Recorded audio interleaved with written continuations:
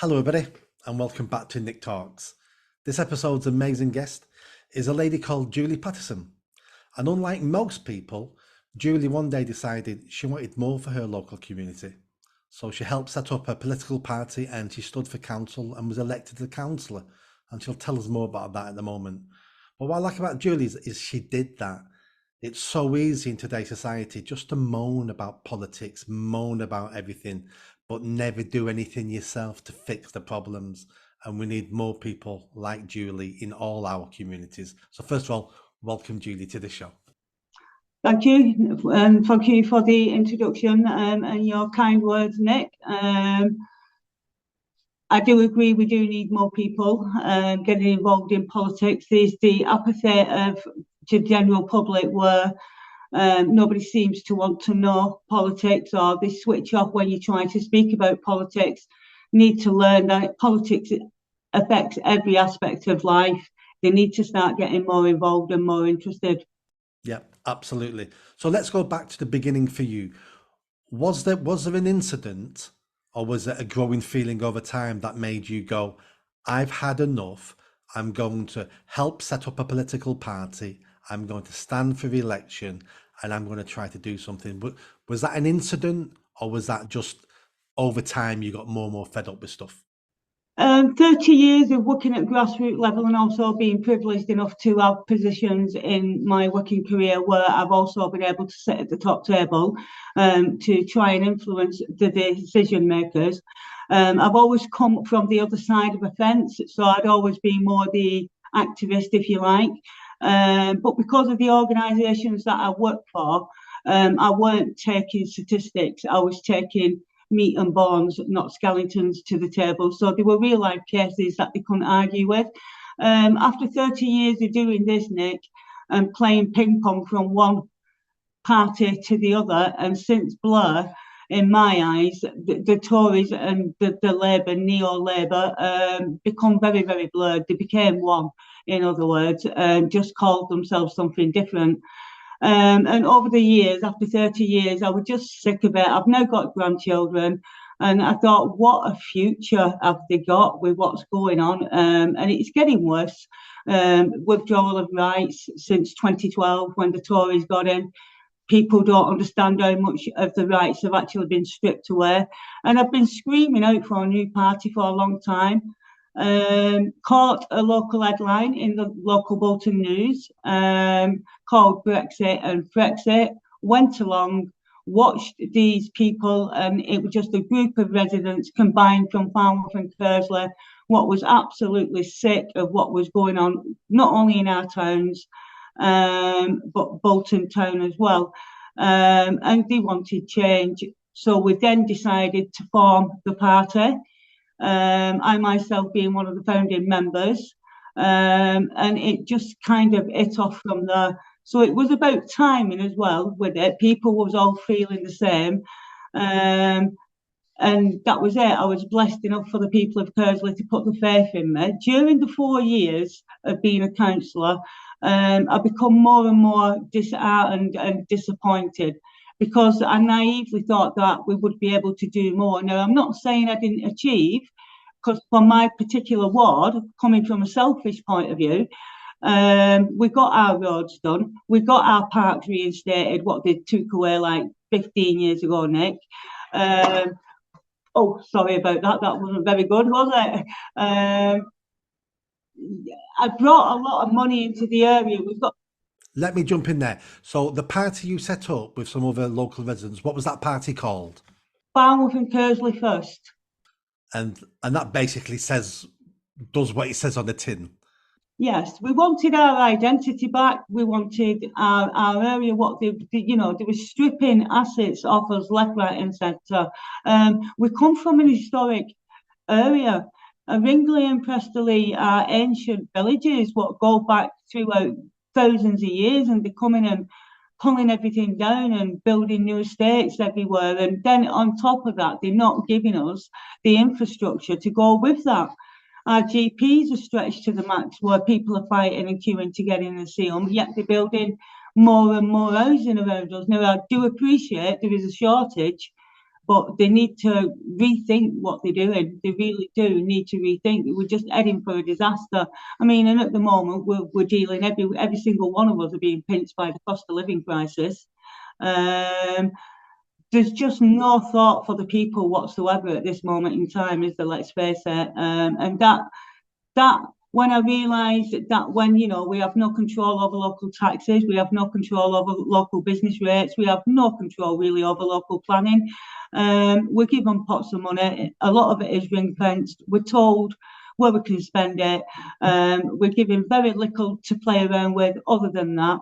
And yet we're given ridiculous amounts of targets from the hierarchy, telling us where they want like extortionate amounts on services which are already struggling. Bolton's on its knees.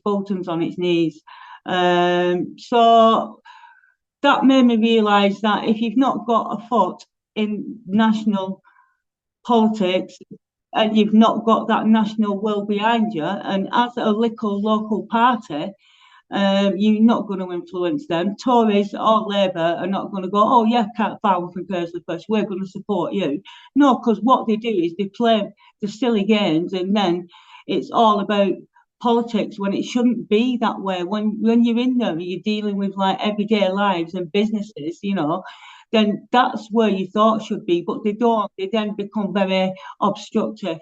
So they're not going to support you in your goals as a little party. What they're going to do is go all out to get rid of you and make you look stupid. So anything you throw on the table is just kicked to the curb anyway. So it's lip service, isn't it? It's lip service. Yeah, they see you as competition. That's exactly what it is, and it shouldn't be that. It shouldn't be that way. There's got to be a different mindset, and also it's got to be more about forward thinking about decisions, what they're making today, and what impact that's going to have in the future. So let's talk about when you was a councillor. First of all, what was it like when the count happened and you found out you'd won? Because I've stood once or twice for elections. I've never been successful, and you always dream you're going to be successful, but common sense tells you this is going to be difficult anyway. How did you feel whenever that your name as the winner? Because at that moment in time, surely the responsibility must have hit you hard. Then going, right, I'm responsible now. I've got something to do now. I'll be honest with you, it knocked me off my feet. I didn't for 1 minute think. I hadn't even thought about winning at all in the slightest, because I was up against, main parties, and they especially down here, it was very Labour orientated where I come from. So no, I didn't think people would change. Came as a complete surprise, you winning. Yeah, it certainly did. In terms of responsibility, I didn't see it any different than my day job. The only advantage that I will say about being a counsellor is that when I was a counsellor, what I do for a day job, which is helping people with their problems, and especially if they're in hardship, if I had an issue with the council tax department, if I phone up in my day job, then it ends up very, very challenging, I can tell you, Nick, and you don't get resolution straight away, yeah? But if Councillor Julie Pattison threw in a challenge, then so on that sense, I managed to help a lot of families and a lot of people a lot quicker than the fight that I have normally. Do you know what I mean? Now, again, I disagree with that, because I think everybody should be given an equal service. Yeah, absolutely. Yeah. You shouldn't get a fast track because you've got that CLLR in front of your name. You know what I mean? And people pay for that service. So have a think about when you was in the chamber, the council chamber, you're representing the people, your ward, not just the people who voted for you, you represent everybody in that ward. What were some of the challenges of being a councillor? What were the downsides? How frustrated was you? And what successes did you have as a councillor? I don't know whether there were really successes. I managed to get both parties on board in terms of supporting us. We're local, for flood defences down our area. because, as you know, we had the bad flood. Well, you probably don't know, but Stormclough was badly flooded in 2015. And some of the households now are still suffering from the impact of that. And then we've had Spurs. Now, they've not been nowhere near as bad as the 2015, but that doesn't minimise the fear that these local residents live in every time we have a downpour down here. Do you know what I mean? It's just an absolute living nightmare for them. Some have tried to move out since then and they can't. Now, whereas before there weren't really that support, and there was all saying the local MP, Yasmin Qureshi, wasn't giving them the support. Once I got on board, that changed. We did then get the support. We then had Bolton Council right into Westminster for support. To get the funding that they were saying that they didn't have. Now that's still ongoing, but it still moved it a lot faster than what it would have done. In other areas, managed to get money for the precinct by pushing that through. In terms of motions, not really a lot, Nick, because with the motions, if I'm going to be honest with you, I find the chambers quite insulting to the public, because if you don't know the workings and the inside workings of it, then what you watch on camera can look quite effective. And especially if you've got like councillors who play up to the cameras, and you do get a lot of that, yeah. What the public don't seem to understand is these people know what they're going to be saying before they stand up in chambers, and it's just theatrics.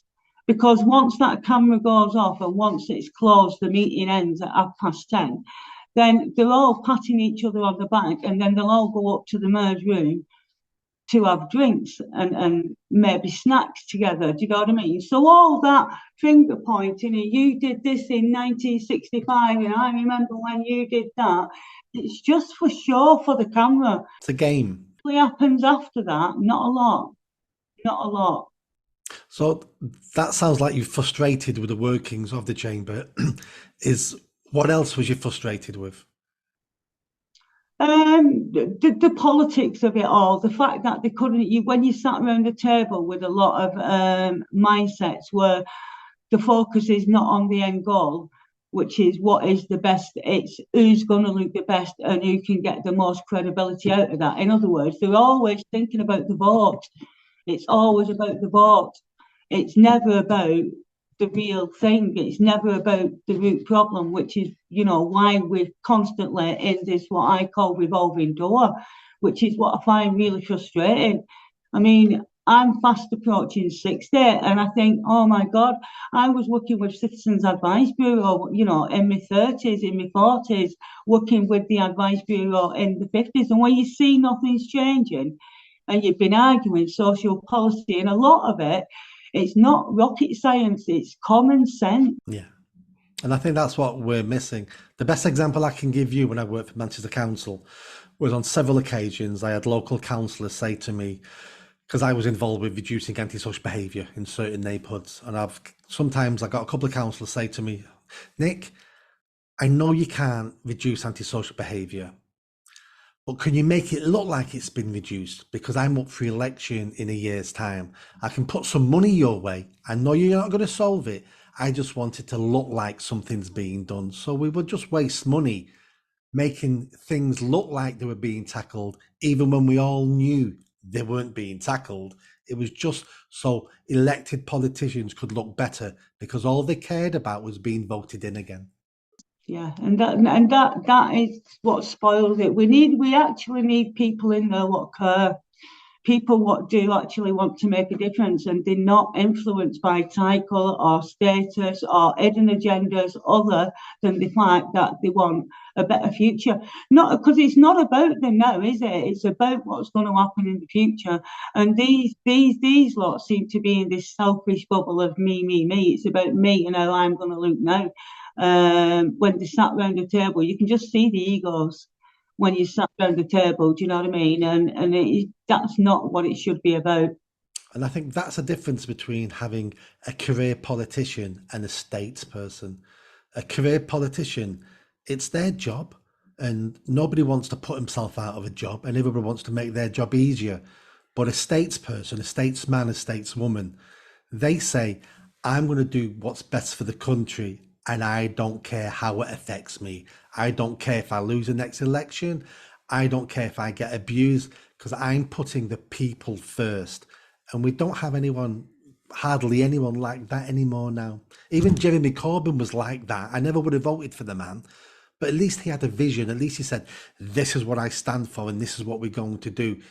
He didn't tell people what they wanted to hear. He didn't care. He knew what he wanted to do. But now it's all about the next election. How can I look good? How can I get more votes? And because of that, we never planned for the future. There isn't any social issues we can solve in 2, 3, 4 years' time. But if we work hard over 20 years, we can solve them all. But nobody wants to work for 20 years. They want something now to make them look good. Yeah, it's that instant gratification, which costs a lot of money, but often human cost. And a lot of them, because they've lost that connection with grassroots, half of the time they just don't understand that the impact that they're actually going to have on these people. And it's like, what are you doing? You know, I've sat at some of these meetings and been mortified with some of the decisions that they've made, and I've been like, but do you not understand? I mean, that was one of the reasons why I actually filed from Kersley first. I've become very disheartened because, again, the platform that we started from didn't seem to be the direction that we were going. Now, in the first year, our ultimate goal was to get Labour out of leadership because they'd ruined Bolton Town Centre and surrounding areas. And then after that, it was tackling things like council tax, business rates, see what influence we could have on that on a local level. But it was all about local. We wanted like local businesses being supported. And the first year we achieved getting the Labour lot out, and you know, we put the Tories in, but then we said, well, you know, we need to now think what we're going to be doing afterwards, because I didn't want to be in a position where we're ping-ponging between one and the other. And I did also say we need to be a little bit realistic, because somewhere along the line, one of these parties is going to build up enough membership that it's going to be a foul from Kersley and kick us to the curb. They're only working with us now because they needed us, because they had limited seats themselves. It was just to make up their numbers, Nick, yeah? So, if you like, they were using us just as much as we were using them, yeah? But then they seem to lose sight of that. And when I'm working with, you know, disadvantaged families who are suffering with hardship, and I'm not just talking people on benefits, towards the end, I was talking like professional people, nurses, you know, coming to food banks and things, and ashamed that they're having to do that because of the way that lifestyle and cost of living were going. And then they wanted me to vote for higher council tax, which I know is going to cripple these people. And I said, I can't do that. You seem to have lost sight of the fact that it's people like me they come to help them out of situations like that. And you want me to now vote for 3.5% council tax rates, which is going to cripple people. They're not getting, you know, for the working people, they weren't getting an income rise to that percentage. So straight away there was at a disadvantage, ploughed furthermore into disadvantage. But again, when people tend to get in there, they mould, they seem to forget. They start off with a passion of, I'm going to change, but then when they get in there, they become the same as and don't realise it. I think it goes back to that old adage, power corrupts, and absolute power corrupts absolutely. And these people were good people. They go into basically an evil system, and the system just converts them into a clone of everybody else who's in the system. Yeah, that's exactly what they do. And then you like me, I was the one who always got the eye rolling, or I was always saying something different. You're always seen as the trouble causer. Why can't you be like the rest of us and just agree to get along? And you're saying to them, but agreeing to get along isn't improving where I live or improving Bolton. It's challenging this may improve it, and that's what you were trying to do, challenge it, not just be another one of the gang who just goes along with it all for an easy life. I mean, Nick, I had a leader with Falworth and Kersley first, but my leader of Falworth and Kersley first, got as such, and he'll deny this, but he knows that it's true, was going to meetings, and he would limit the information he would tell me from certain meetings. I would find out at last minute. Now, luckily enough, I did make friends with certain councillors who I did trust and who I did know cared, because they're not all like that. And they would tell me because they sat on these meetings. So ironically, I used to get information from meetings from councillors what sat on other parties, because they knew that I would have an interest, and they knew that my leader would not give me that information because he knew I would challenge it. That's a good segue into my next question. You recently left the party you helped set up, and you've joined a new party which covers the whole of Bolton, called Bolton For Change, set up by Trevor Jones, who's a friend of mine. What made you jump ship? And well, let's start with that. What made you jump? Well, you've started explaining why you jumped ship, but if you can carry on with that. I went to the first meeting. I became aware of the first meeting that they had at the Castle pub.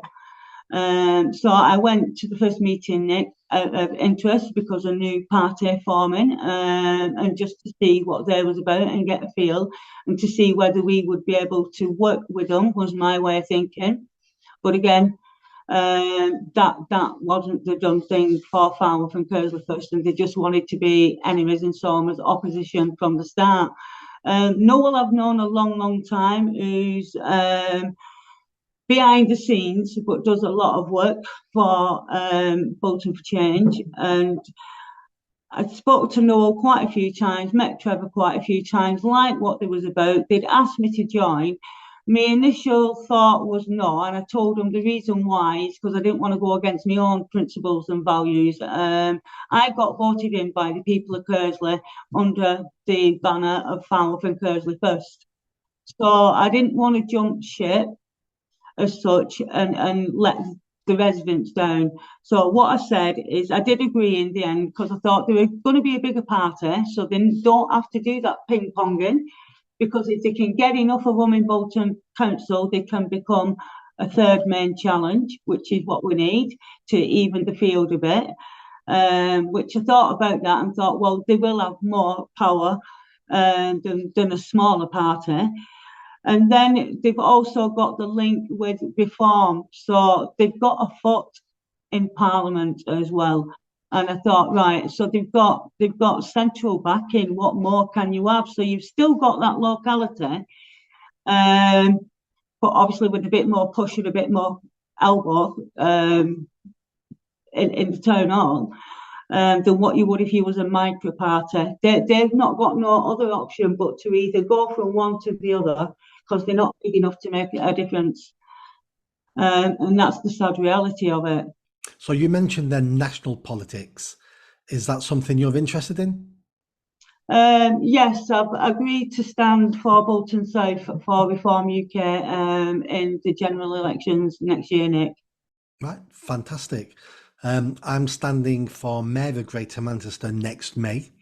So hopefully me and you can do some stuff together for my election and then later for your election. Because I think at the moment people are thinking the general election is going to be autumn next year, where the mayor election is definitely going to be spring next year. But general elections can change, as you know. They only need to give 10 weeks notice to call a general election. But I can't see things improving quicker enough for the tourists to want to call a quick election. No, I can't either. No. So let's say, and hopefully you are, and I'll help as much as I can. Let's say you're successful in Bolton South, you've elected as an MP. What do you want to do then? One of the big pushes for me is for on a national sense, it's going to be I want to fight for a livable wage. I mean, people need to have a decent standard of wage.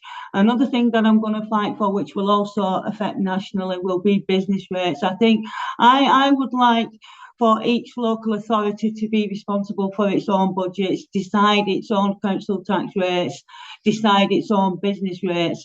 Because the way I see that, I'm not business minded by any sense, Nick, But the way that I liken it to is with a household budget. You know, when you've got money to spend, you go and treat yourself, or, you know, decorate the home, do whatever it is, buy new curtains. When you've not, and in times of need, you tighten the belt. And I think if local authorities had that control locally, they'd be able to help local businesses, you know, to stay open, because in times of need, they could subsidise them, lower the business rates to a point where they're back on the feet. You know, I mean, they go about the golden years of the 1960s. Why? Because people had money to spend. You give people a livable wage, that money is going to go back into the economy. It's not rocket science, is it? You know, so they're not really local, but they do affect every household. They do. And I don't know if those ideas will work or not, and you probably don't know. But what would be good is if we gave councils the powers to run things differently. And then we could look across the country and go, wow, look what Bolton's done there. And it's increased business revenue and there's more jobs being created. And let's look at Hounslow. Look what they did on knife crime, because they completely retrained the police and did this. Or someone might go, look what Manchester did. That was a complete failure. Let's not repeat those things. So we could learn off each other instead of just this one size fits all monotonous path we keep treading that doesn't lead anywhere better. It's just the action of walking, where give some local areas the power and the responsibility to improve those areas. And if they don't do it, the people in those areas will vote those guys out. But at the moment, It's like I always say, you know, you can't open new doors with old keys. You know, you keep throwing money and doing the same thing. You might, you know, the model might come up with a new name, but it's still the same model. You know, it's got to change. It's got to change. I mean, because they've been fighting this poverty gap since I was a kid, Nick. You know, and we've had these promises, and that goalpost gets widened. Yet in the meantime, deprivation is getting worse. You know, we're now in 2023. Come on, you know, we're supposed to be that advanced and that lucky with our medical services. I mean, once upon a time, we was envied by the world for our legal services, our justice system, for our, you know, our NHS. Not anymore. We've become a laughing stock. Things have got to change, whether that be locally or nationally. yeah, I agree that there isn't any countries looking at us going, we need to copy the UK. Nobody's looking at us trying to copy what we're doing, because we're still a successful, rich country. But we're not groundbreakers anymore now. We're not aiming for the stars anymore now. We're on managed decline, but it's still a good country to be in. But our graph isn't going up, it's going down. And we need to reverse that. And we do that by getting the best leaders we can. And the only way we can do that is to have more people like you making a stand, standing up, saying, this is what I want to do. And if the people agree with you, well, they'll vote you in. And if people don't agree with someone, they won't vote them in. But we keep leaving it to these political parties to change our lives and make our lives better. And they can't. It's individuals standing up, wanting to improve their own communities, who will make our lives better, not the political parties. No, and I do think that when it comes to, like, especially when you with your MPs, they need to be people what are local.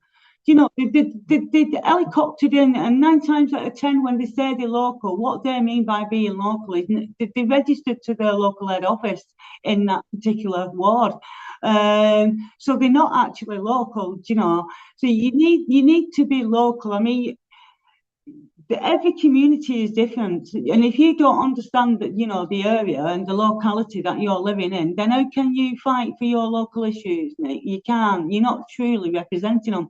I mean, as for our local MPs, we never see them until it becomes election time, and then all of a sudden they're in every paper going.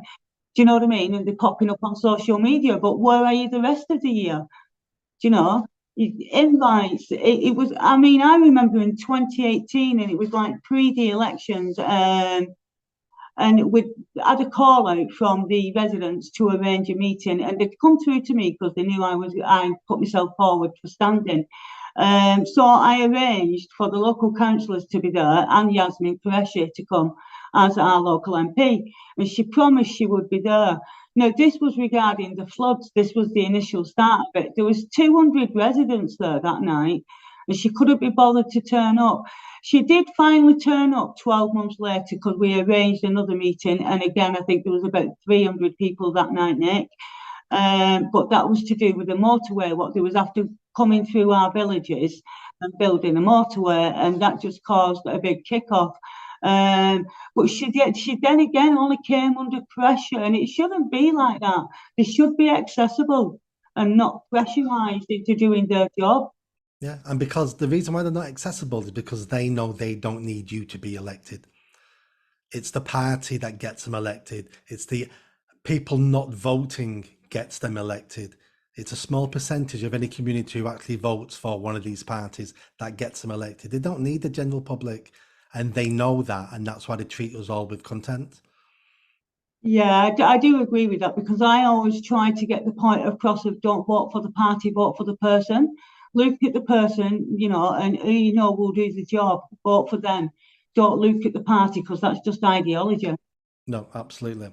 And I would recommend everybody to look at you, because I think you'd make a great MP. I've met you now a couple of times socially. Having this conversation about what you do in your professional work, what you did trying to set up that party, and what you want if you became an MP. I think people need to be voting for you because of you. You'd make a good MP. Oh, well, thank you very much for that, Nick. And by the way, I did vote for you the first time that you stood to be a mayor. So I hope, second time round that you do get over that post. Yeah. Well, last time I had 8 weeks to campaign. I'm launching my campaign in a couple of weeks' time. I'm going to have a year this time. So it'll be a much bigger campaign, and I'll have a much better chance. Doesn't mean I'm going to win, but I'll have a much better chance this time. So, but in the meantime, I will definitely help you with your campaign. And let's see, between me and you, let's see if we can make some change for Manchester, Greater Manchester and Bolton. Yes, definitely. Looking forward to that, Nick. Thank you very much. You're welcome. Catch you soon.